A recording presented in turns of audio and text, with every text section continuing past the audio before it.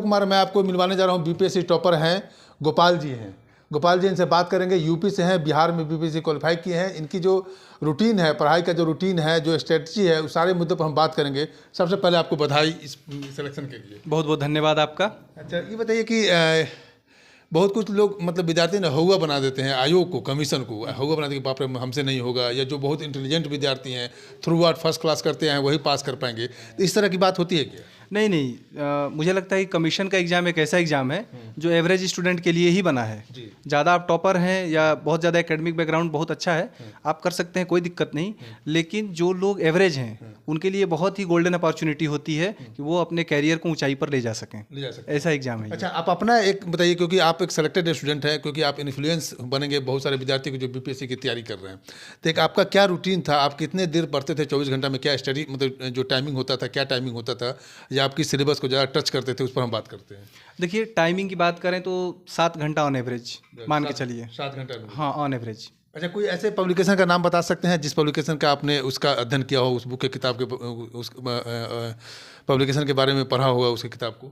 हाँ, देखिए, कुछ किरण पब्लिकेशन की बुक हैं, जिसमें जैसे कि अभी मेरे पास होंगी भी, ये मैं आपको दिखाना चाहूँगा। अच्छा, ये वाली बुक। ये आपके टेबल पे भी रखा हुआ है? हाँ, ये बुक है।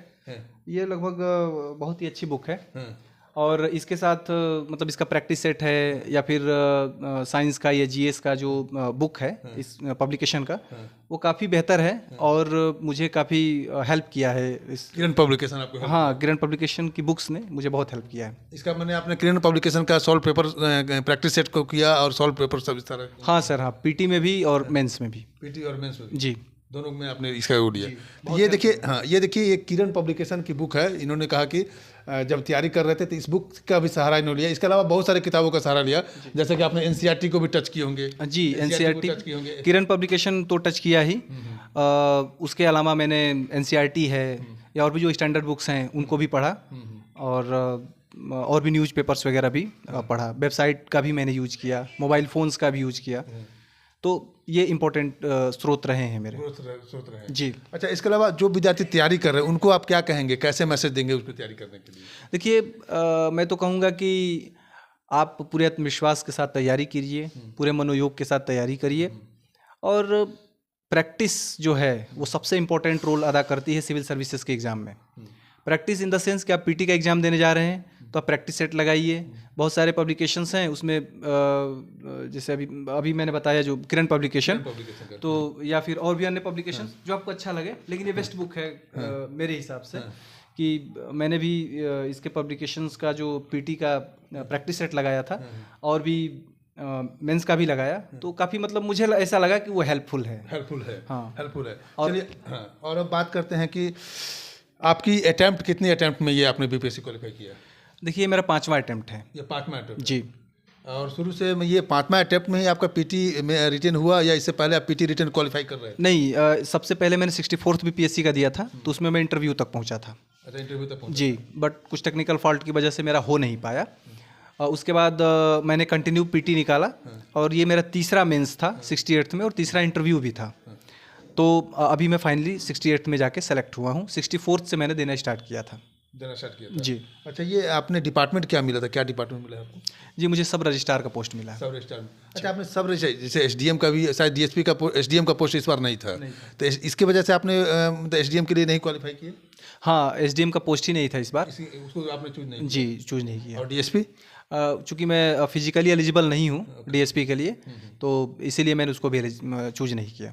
अच्छा, एनसीईआरटी की बात करें, बहुत सारे विद्यार्थी एनसीईआरटी को इग्नोर करते हैं। क्या लैंग्वेज प्रॉब्लम आपके साथ भी था, या लैंग्वेज प्रॉब्लम की वजह से लोग एनसीईआरटी को नहीं पसंद करते हैं? देखिए, कुछ अनुवाद की समस्या है, कुछ लैंग्वेज थोड़ा सा टफ मुझे भी लगा तैयारी के दौरान, कि एनसीईआरटी की बुक को लेकर के। लेकिन बहुत सारी चीज़ों में उनके विकल्प मौजूद हैं। आप जैसे पॉलिटी में एम लक्ष्मीकांत हैं, या ज्योग्राफी के लिए महेश बर्णवाल की किताब है, या हिस्ट्री, मॉडर्न हिस्ट्री के लिए स्पेक्ट्रम की किताब है। तो ये बहुत ही इंपॉर्टेंट चीज़ें हैं, और एनसीईआरटी से इनको आप रिप्लेस कर सकते हैं। ये अच्छी बुक्स हैं, स्टैंडर्ड बुक्स हैं। अच्छी बुक है। जी। दूसरे नंबर ये है कि आपका साथ ही साथ मैं ये भी कहना चाहूँगा कि जो किरण पब्लिकेशन की भी कुछ ऐसी बुक्स आती हैं पीटी और मेंस के लिए, जो काफ़ी हेल्पफुल होती हैं।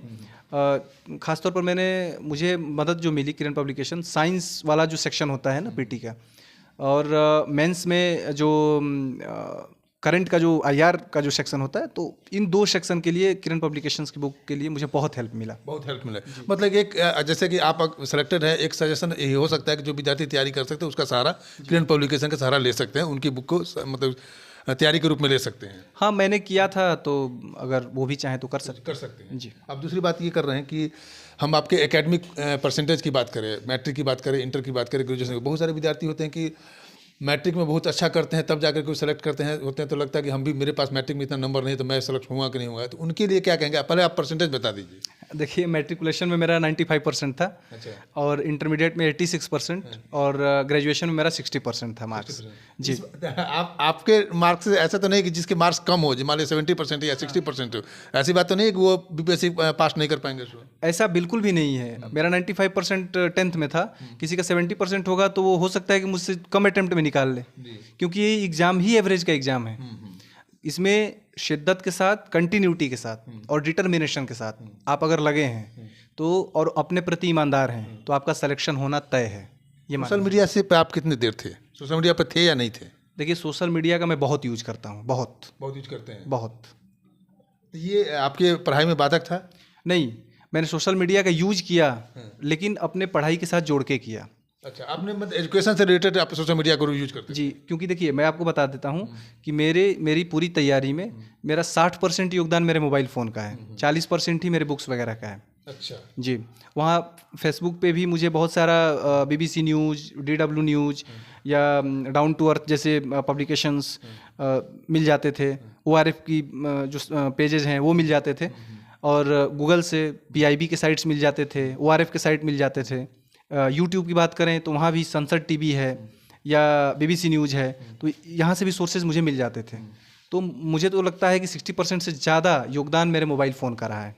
मोबाइल फ़ोन कर रहा है जी। मतलब ये हम सोशल मीडिया की बात कर रहे थे, ये तो आपने एजुकेशन के लिए किया, लेकिन बहुत सारे विद्यार्थी होते हैं कि सोशल मीडिया फेसबुक पर हैं या इंस्टाग्राम है, इस तरह की, तो उनको उन विद्यार्थी, क्योंकि आज के डेट में ना ये सोशल मीडिया बहुत सारा बात है, क्योंकि एक बीमारी सा हो गया है मोबाइल को टच करने का, मोबाइल को सोशल मीडिया पर एक्टिव रहने का। देखिए, बात यह है ना कि हमारे जो पुरातन ग्रंथ हैं उसमें एक लाइन कही गई है, लेकिन बहुत गंभीर है, छोटी है, कि अति सर्वत्र वर्जयेत।